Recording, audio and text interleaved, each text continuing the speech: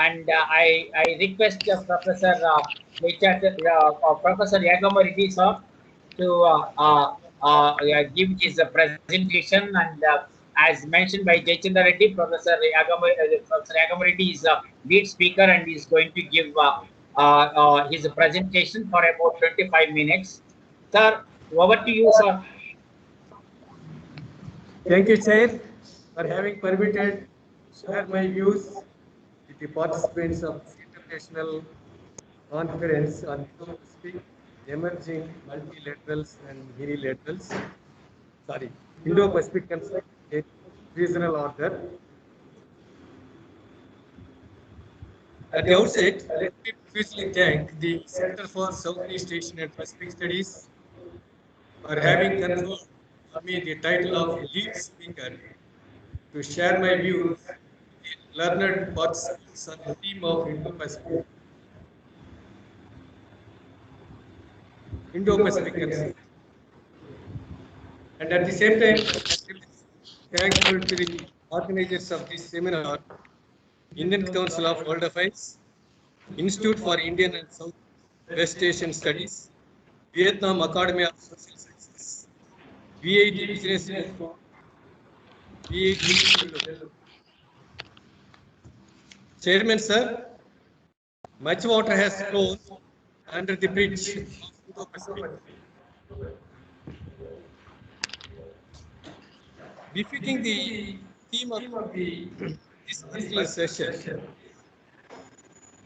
I would like to share on the emerging multilaterals and mini-laterals, which I look at as a manifestation of pervasive diversity and complexity of the region. There is a proliferation of this Indo-Pacific region. Somebody termed as a regional organization, and somebody viewed something as a feeding of regional institutions. It appears as though Indo-Pacific is the fertile ground or amphitheater, simply the stage for a host of regional organizations or regional bodies. Let us have a quick some slides. This is the geometrical or the simply geographical location of the region.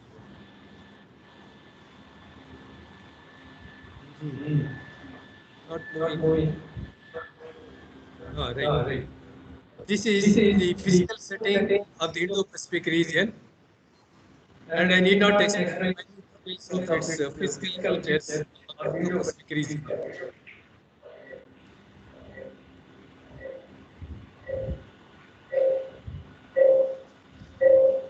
The basic question is whether Indo-Pacific is an entity or a conceptual framework. And many of us simply accepted this and fully inclusive region, or should it be an entity? Yet Indo-Pacific is still nascent geographical determinism makes Indo-Pacific, but we should also bear in mind is synonymous with Asia, and therefore it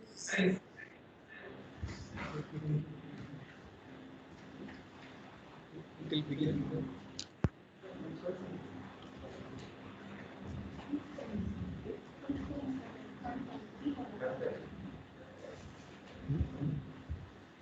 It is simply a super region with its geographical center of Southeast Asia.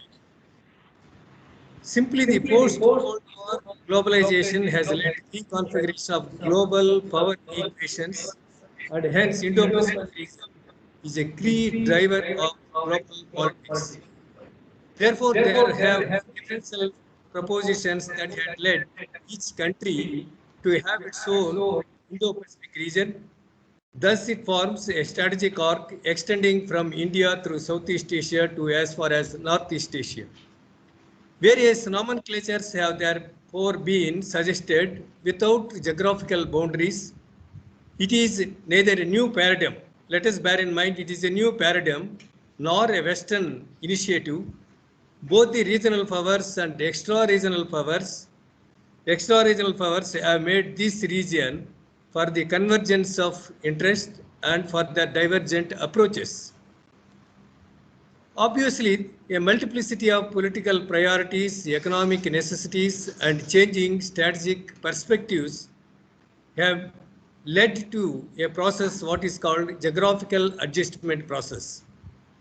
But at the base of the overlapping geographical scope of various conceptions of Indo-Pacific region, there are three invariable geographical components. One is the maritime domain, the second is the notion of emerging India, and the third one is Southeast Asia as a geographical center of the Indo-Pacific region. Therefore, Indo-Pacific region not only brings together two of the planet's most important water bodies, Indian and Pacific Ocean, but it also brings two of the world's most geopolitically, geoeconomically, and geostrategically interconnected regions. The Pacific and Indian Oceans are emerging as a single strategic system straddled by the Southeast Asian region. Geographically, as we could understand from any of the map, it is too expensive to be bound with specific boundaries or specific what we call limitations in terms of geography. Therefore, I would like to draw your attention. There are the institutions which have been typifying regionalism in the Indo-Pacific.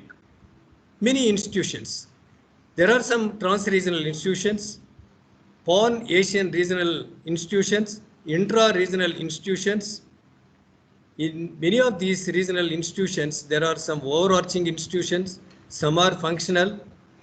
Therefore, whatever may be the regionalism that had gained prominence in the Indo-Pacific region, they should not be categorized as having the same spirit of the purpose.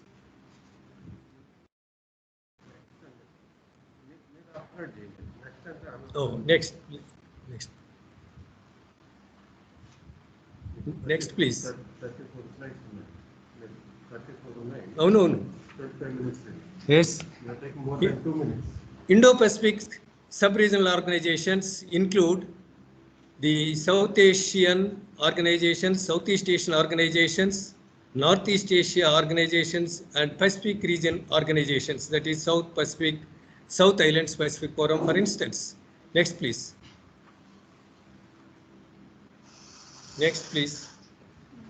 Indo-Pacific. Next. No. Now have a quick look at the schematic diagram, the earlier one, please, the earlier one.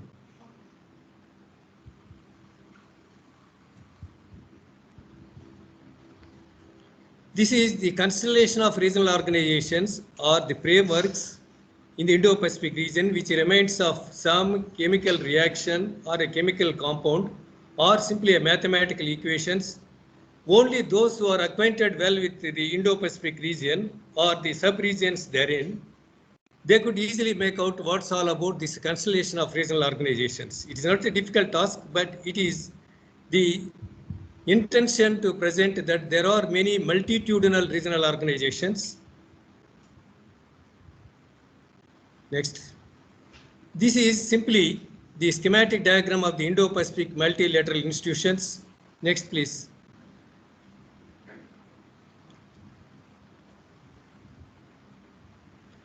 Now, within the Indo-Pacific region, we have the Southeast Asia as its maritime core.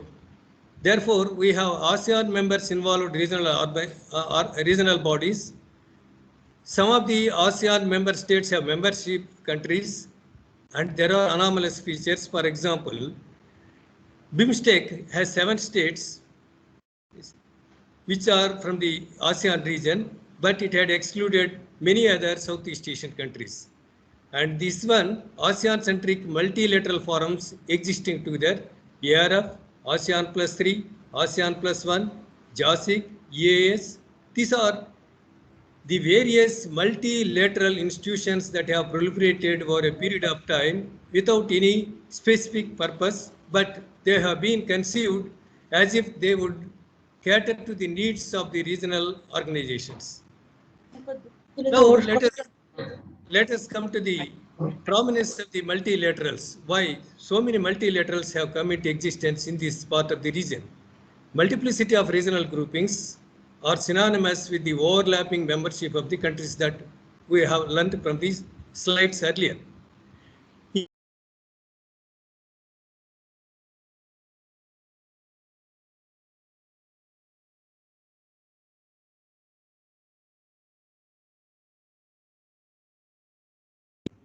Sorry, we could not hear anything.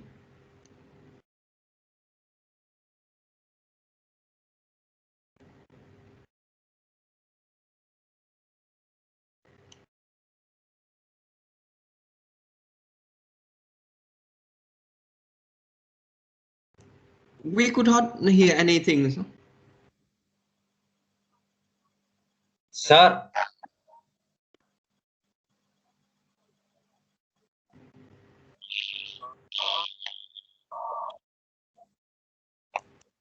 Hello.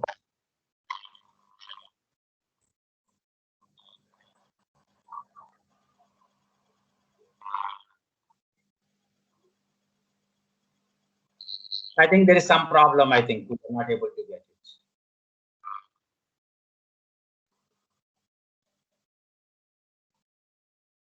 Hello.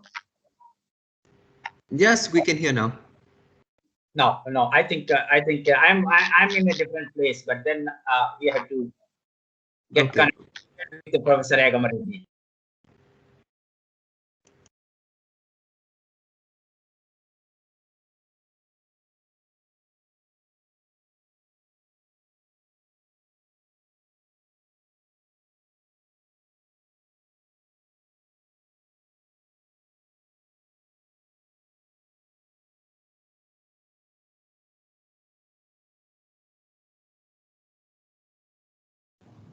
His microphone is muted, I think.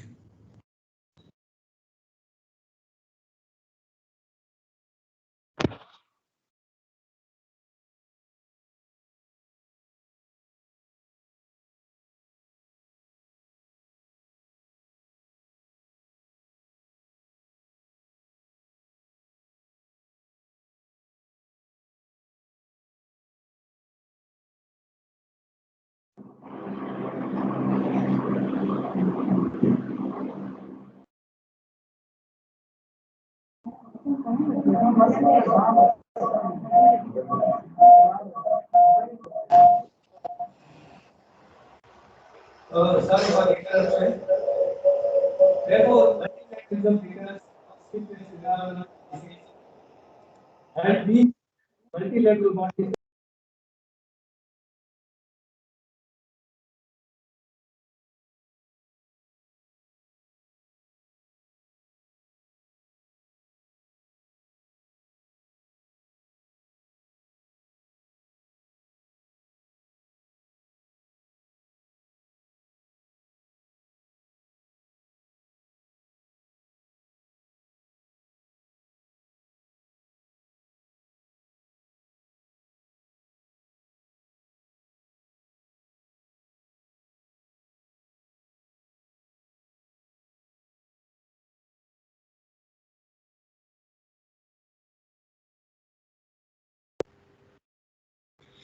We cannot hear anything.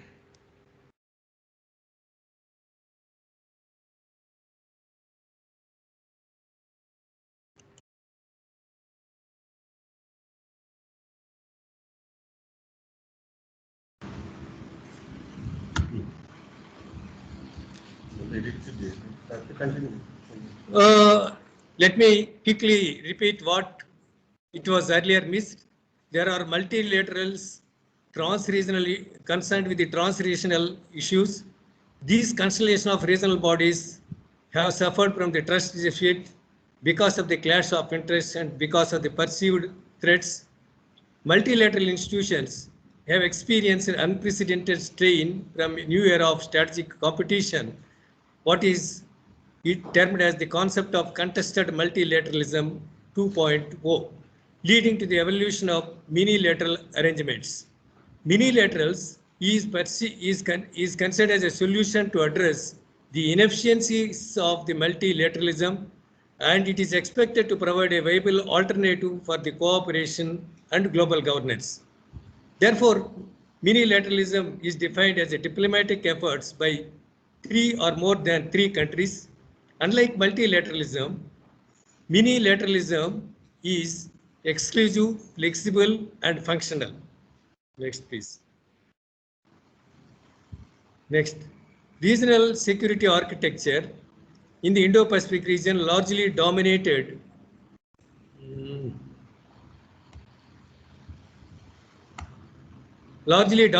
by US-centered bilateralism and ASEAN-led multilateralism. China and the US contributed for the multilateral institutions. If China is the key reason for the emergence and US is the important source of support for these minilaterals, other minilateral institutions have come into existence to meet the needs of the various regional states. Next, please. Therefore,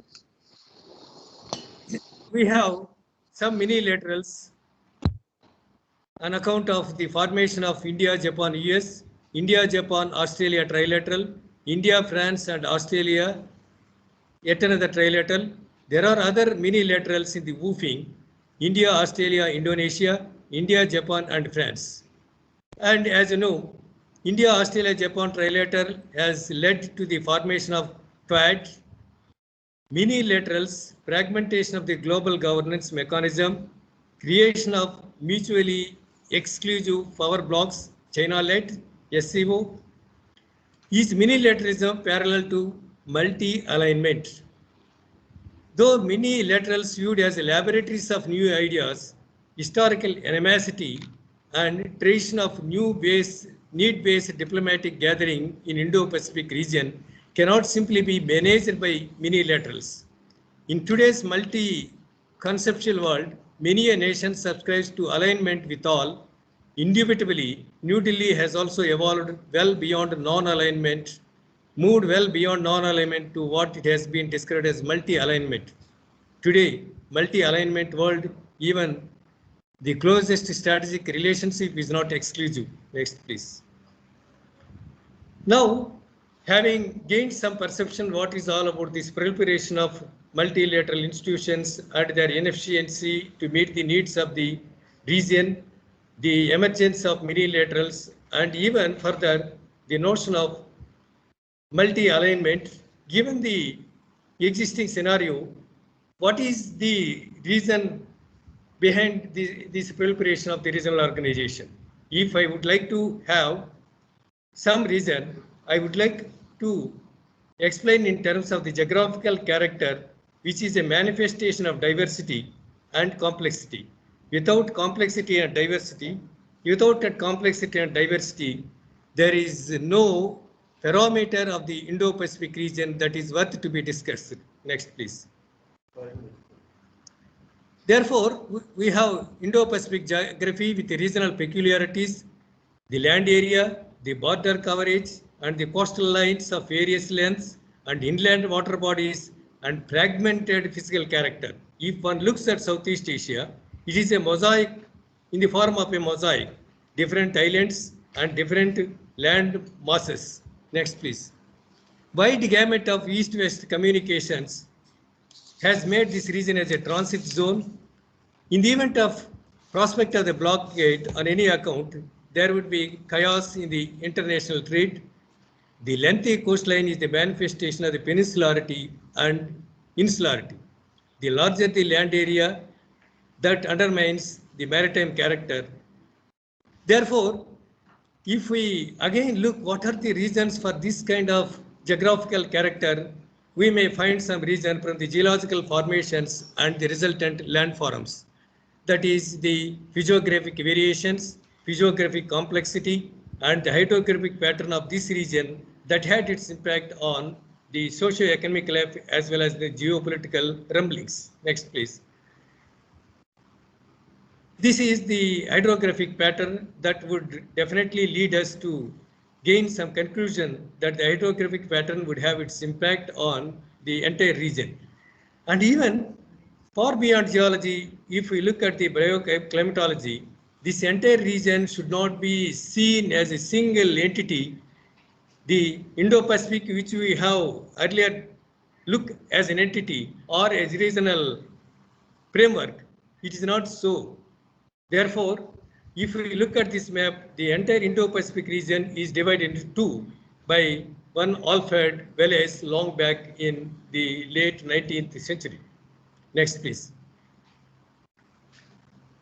This is the last, the island continental nation of Australia has its own bioclimatic zones, and it has its impact on the socio-economic life of the region. The economy is also very much varied on account of the physical character, and there are different countries which have different ways of economic life. And next, please. Therefore, what we simply conclude, the economy is also predisposed yet another physical parameter, that is a monsoon pattern. It has been well described by Cohen, Dobby and others. We need not spend much time on it. It is the mountainous topography that had been largely responsible for this kind of rainfall distribution and the resultant economic character of the region. And if you look at the historical geography of the Indo-Pacific region, it is the political fragmentation that had made the European powers to reach different parts of the region, and it is the physical character that had blurred the exact location of the Southeast Asia region. And the students of Southeast Asian history would know Portuguese and Spanish people have confronted over the exact location of the spices producing region. Therefore, it is the historical geography that was also very much influenced by the physical character of the region. Yet another importance of the historical geography could be noted, that European powers had made it easier to colonize this part of the region. Coastal plains have formed the economic source, and at the same time, the maritime region, which we have been talking much about, it was a battleground, it was a region for the superpower confrontation, and at the same time, it was considered as the forward zone of defense for Australia. It was the amphitheater for the superpower confrontation, and now Indo-Pacific region has acquired such qualities. Heterogeneous human environment, the most important point, there are most populous region, most densely populated region, and the region is home to major religious faiths, Hinduism, Islam, Buddhism, and Christianity. Complexity and diversity have been at the root of this human diversity. This is the map. The blue circle has exemplified the salient feature that more Muslims, more Hindus, more Buddhists, and more communists within this circle. And it is home 3 billion people, and it is a home 3 largest superpowers, home to 4 major world militaries. These are the it is the consequential complexity that has offered any common denominator to make Indo-Pacific region as a specific entity. Let me draw your attention. It is neither a geographical region nor to be considered as a regional entity, though it composed of different multilateral institutions. There are many multilateral institutions, starting with ASEAN and the ARF and EAS. These are multilateral institutions. Nonetheless, Indo-Pacific region should not be considered as a geographical construct or as an entity for itself. Therefore, it is a region that has been conceived and that has been promoted to serve the needs of different powers, extra-regional powers and intra-regional powers. If one is more fascinated towards the Indo-Pacific region, they can entertain such fond hopes that the Indo-Pacific region would serve their national interests. But at the same time, as for the discussion we had yesterday, in the event of some confrontation among the members of the different organization, what would be the reaction of the other organizations? In the event of the clash of international trade, not merely because of the Malacca syndrome, but there are many such constraints that would always travel with the Indo-Pacific region. Unlike the other regional organizations, which have their own limitations, but Indo-Pacific has a multiple of such constraints. It is a fair weather system. Let me draw your attention. Indo-Pacific is a fair weather system. It would promote the trade. It would promote many minilaterals. It would also serve the interest of smaller countries and otherwise. And at the same time, it is also the theater for experimenting the vested interest of the major powers, that is United States, China. Tomorrow, sometime later, Russia may come into the situation. Therefore, let us conclude Indo-Pacific complexity and diversity has been at the base of the proliferation of the multilateral bodies or the minilateral institutions, or sometime we may ponder over the idea of multi-alignment system. Thank you, Chair, for having borne with me. Thank you, participants, for giving me an opportunity to share my views with you.